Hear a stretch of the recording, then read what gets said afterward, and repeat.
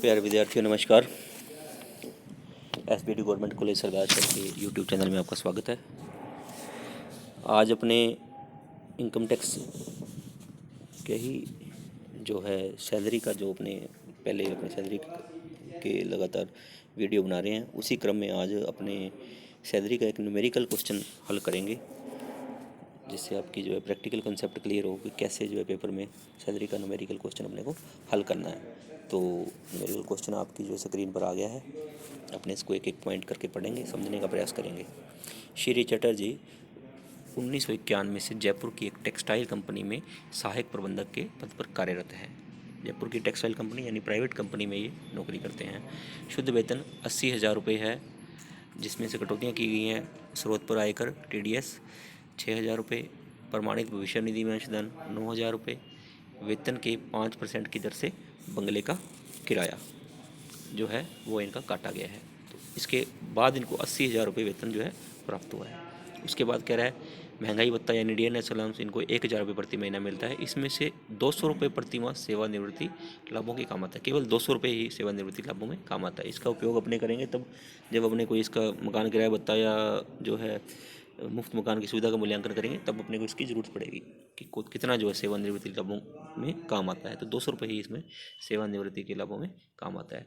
2 बच्चे हैं तो शिक्षा भत्ता 150 रुपये प्रति माह प्रति बच्चे की दर से इनको प्राप्त होता है।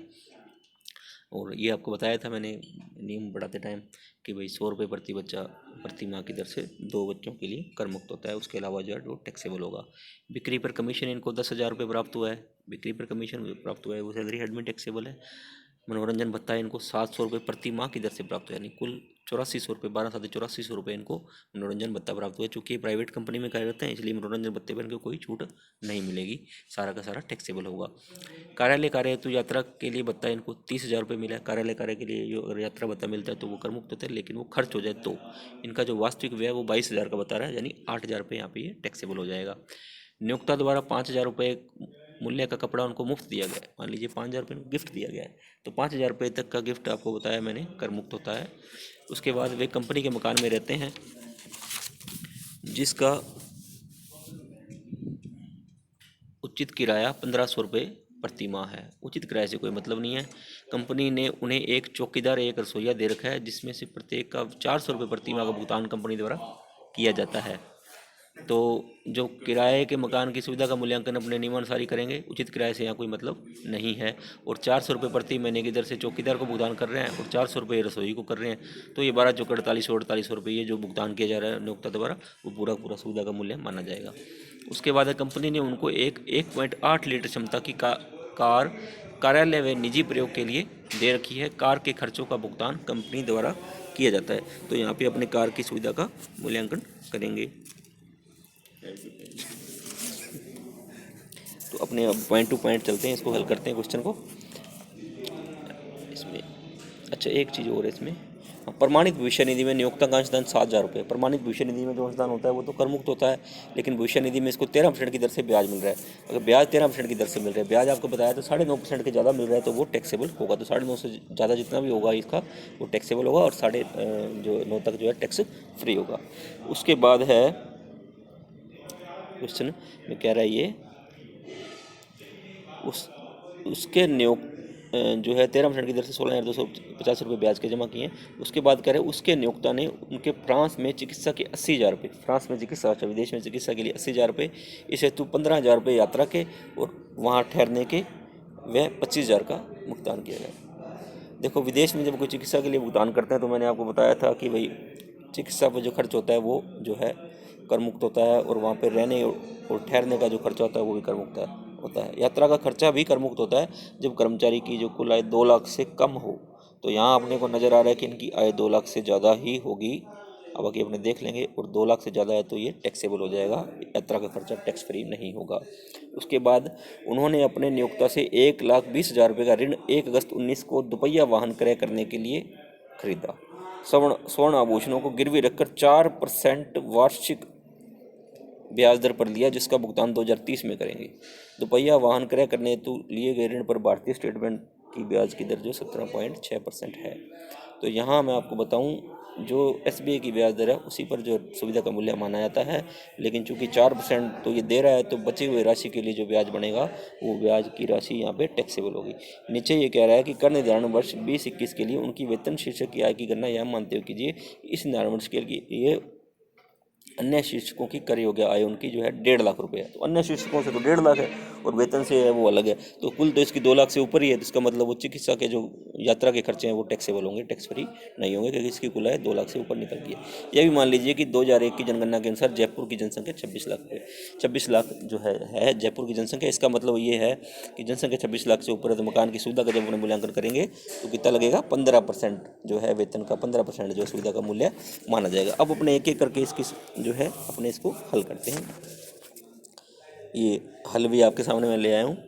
इसके बाद अपने इसको एक एक पॉइंट को देखेंगे कैसे लिखेंगे। नेट सैलरी रिसीव्ड ये बताया 80,000 रुपये, अपने 80,000 लिखते हैं टू RPF डिडक्टेड, जो भी कटौतियाँ सैलरी में करते हैं वो अपने सैलरी में वापस जोड़ दें टैक्सेबल सैलरी निकालने के लिए, तो वो 9,000 रुपये वापस जोड़ देंगे। इनकम टैक्स जो काटा है वो भी जोड़ देंगे, कुल हो जाएगा 95,000 रुपये। आगे इसने बताया था कि भाई इसने 5% की दर से, वेतन के 5% की दर से बंगले का किराया दिया। बंगले का किराया भी इसका जो है इसको मिला है वहाँ से, तो 95,000 इसका वेतन है टोटल। तो इस जिसमें से बंगले का किराया कम है क्योंकि वो भी वेतन में शामिल होता है, तो इसमें जो बंगले का किराया गणना करने के लिए क्या करेंगे अपने 5/95, 5/100 नहीं करेंगे, 5/95 करेंगे, क्योंकि 5% भी वो वेतन में शामिल है। तो 95,000 इंटू 5/95, 5,000 रुपये बंगले का किराया जो है इसका डिडक्ट किया है वो भी इसमें आ जाएगा, तो ये होगा 1 लाख रुपये इसकी सैलरी होगी। उसके बाद ये DNS अलाउंस की बात करते हैं, 1,000 रुपये प्रति माह, तो 1,000 प्रति यानी 12,000 रुपये इसका DNS अलाउंस आ जाएगा। एजुकेशन अलाउंस 2 बच्चों का 1,500 रुपये प्रति बच्चा प्रति माह, तो 150 इंटू 2 इंटू 12 ये आ जाएगा 3,600 रुपये, लेकिन इसमें 100 रुपये प्रति बच्चा प्रति माह जो है कर मुक्त होता है 2 बच्चों के लिए, तो 100 इंटू 2 इंटू 12 कर मुक्त हो जाएगा, तो 36 में 24 कट के 1,200 रुपये इसका जो है टैक्सेबल आ जाएगा। उसके बाद है कमीशन ऑन सेल, ये टैक्सेबल है, ये एज इट इज अपने इसको 10,000 रुपये टैक्सेबल दिखाएंगे। एंटरटेनमेंट अलाउंस टैक्सेबल है 700 इंटू 12 8400 आ जाएगा। ट्रैवलिंग अलाउंस जो इनको मिला था, जो राशि खर्च नहीं थी हुई थी 8,000 रुपये, वो टैक्सेबल है। 30,000 में से 22,000 खर्च हो गए, 8,000 रुपये है वो टैक्सेबल है। उसके बाद आता है वैल्यू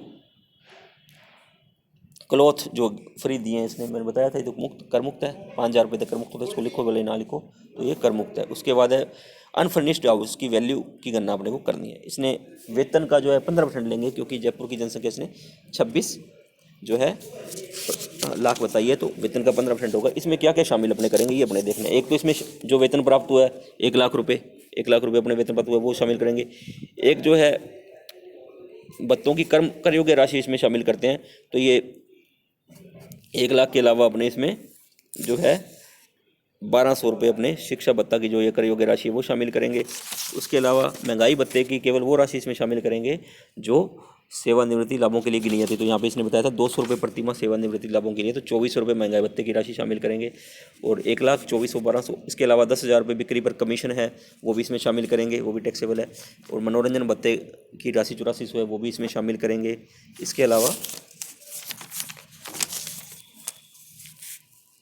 जो ट्रैवलिंग अलाउंस की कर योग्य राशि है वो भी शामिल करेंगे। तो मैं आपको बता दूं, मुफ्त मकान की सुविधा का मूल्यांकन करते समय वेतन के अंतर्गत सभी जो है सुविधाओं का जो कर योग्य मूल्य है वो गिना जाता है, और सभी भत्तों की कर योग्य राशि वो गिनी जाती है। लेकिन महंगाई भत्ते की वही राशि जो सेवा की शर्तों के अनुसार जो है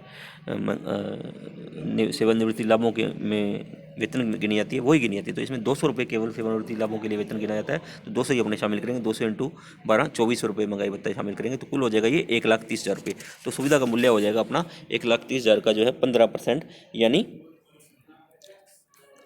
1,30,000 का जो 15% है वो 19,500 रुपये सुविधा का मूल्य हो जाएगा।